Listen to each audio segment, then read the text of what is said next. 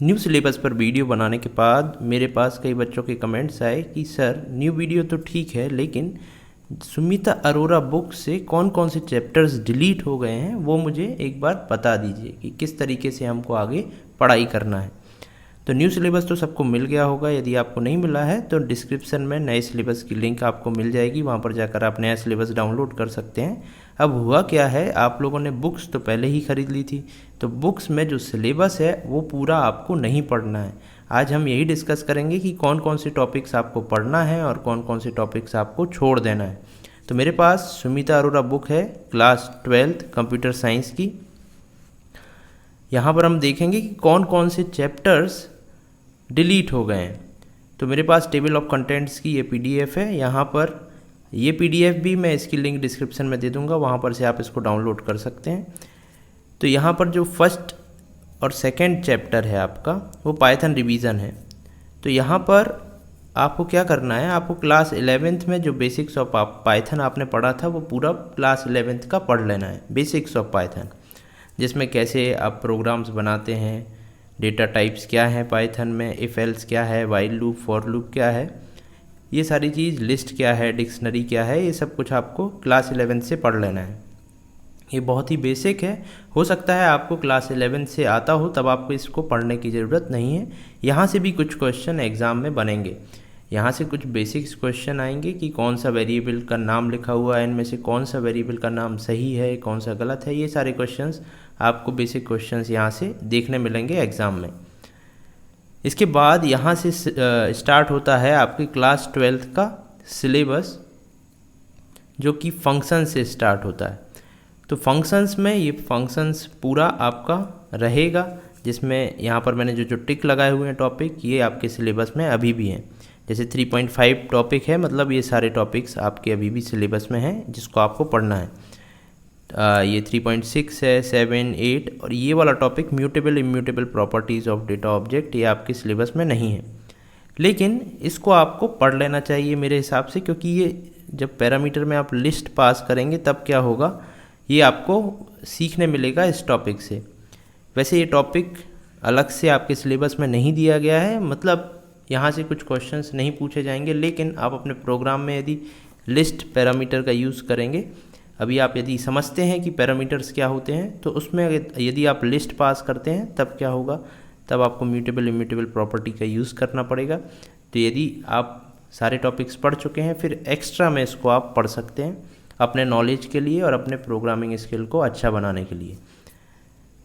इसके बाद जो ये वाली यूनिट है यूजिंग पाइथन लाइब्रेरीज़, ये भी सिलेबस में नहीं है, ये पूरी ही यूनिट हटा दी गई है, तो यहाँ से आपको कुछ नहीं पढ़ना है। इसके बाद फिफ्थ जो चैप्टर है फाइल हैंडलिंग, उसमें जो टिक लगाए हैं मैंने टॉपिक वो आपको पढ़ना है। इंट्रोडक्शन है, डेटा फाइल्स है, opening and closing of files है, वर्किंग विथ टेक्स्ट फाइल है। फिर ये वाला टॉपिक हटा दिया गया है, standard input output and error stream, इसको नहीं पढ़ना है। बाइनरी फाइल्स पढ़ना है और CSV फाइल, मतलब ये सारे टॉपिक्स इसके अंदर जो आते हैं इसको भी आपको पढ़ना है। इसके बाद चैप्टर नंबर 6 है, ये पूरा हटा दिया गया है, इसमें से आपको कुछ भी नहीं पढ़ना है। रिकर्जन है, ये पूरी तरीके से हट चुका है, यहाँ से कोई क्वेश्चंस आपके एग्जाम में नहीं आएंगे, इसको आपको पूरा ही छोड़ देना है। इसके बाद 7 चैप्टर भी पूरा छोड़ देना है, ये आइडिया ऑफ एफिशिएंसी है, इसको भी पूरा छोड़ देना है। तो यहाँ पर आपका टर्म 1 का सिलेबस ख़त्म हो जाएगा। अगर इसके बाद जो चैप्टर स्टार्ट होगा वो है टर्म 2 के चैप्टर्स रहेंगे। तो टर्म 1 में आपको यहाँ तक पढ़ लेना है, जो मैंने टिक लगाए हैं टॉपिक। ये PDF भी आपको टेलीग्राम ग्रुप पर मैं भेज दूंगा, वहाँ से आप ले सकते हैं। इसके बाद जो टर्म 2 है, यहाँ पर अगेन आपको क्या क्या पढ़ना है वो हम देखेंगे, लेकिन अब जब टर्म 1 एग्ज़ाम हो जाएगा तो इसके ऊपर जो है यहाँ से आपको ये कुछ नहीं पढ़ना है। जब आप टर्म 2 देंगे, टर्म 2 में सिर्फ ये वाले सिलेबस आएगा नीचे जो है। तो यहाँ पर कौन कौन सा सिलेबस है देख लेते हैं। 8 चैप्टर में से इंट्रोडक्शन, एलिमेंट्री डेटा रिप्रेजेंटेशन, उसके बाद ये जो है डिफरेंट डेटा स्ट्रक्चर्स, इसमें सिर्फ स्टैक है, ये सारी चीज़ें नहीं हैं आपके सिलेबस में, तो सिर्फ आपको स्टैक यहाँ से पढ़ना है। इसके बाद ऑपरेशंस ऑन डेटा स्ट्रक्चर, इसमें स्टैक के ऑपरेशंस पढ़ना है और बाकी डेटा स्ट्रक्चर्स के ऑपरेशंस नहीं पढ़ना है।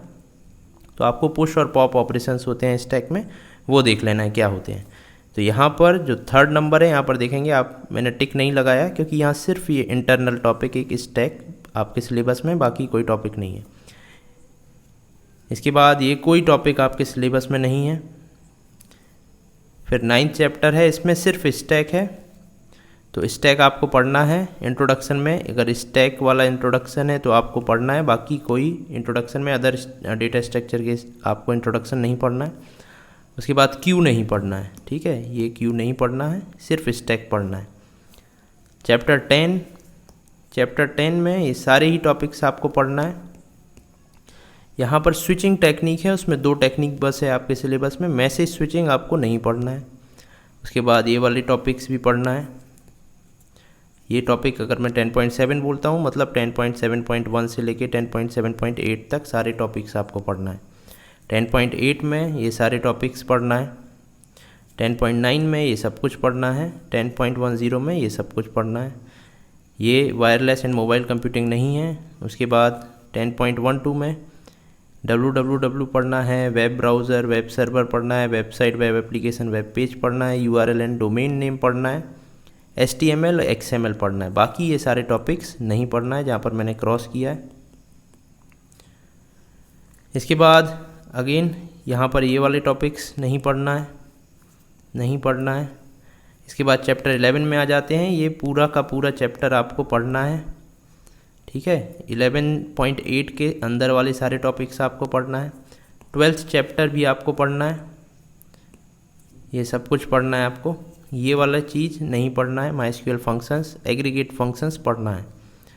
इसके बाद चैप्टर नंबर 13 पर आते हैं हम। 13 में आपको सारा कुछ पढ़ना है। 14 में भी सारा कुछ पढ़ना है और 15th में भी सारा कुछ पढ़ना है। तो ये आपका एंड होता है टर्म 2 का भी सिलेबस। इसके बाद यहाँ पर कुछ नहीं है। तो ये टेबल ऑफ कंटेंट्स थे।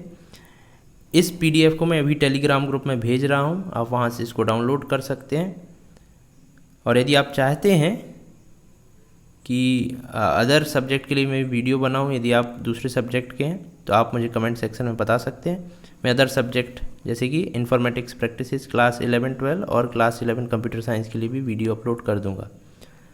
अगर कोई डाउट है अभी भी आपको तो आप कमेंट सेक्शन में मुझसे पूछ सकते हैं। Thank you.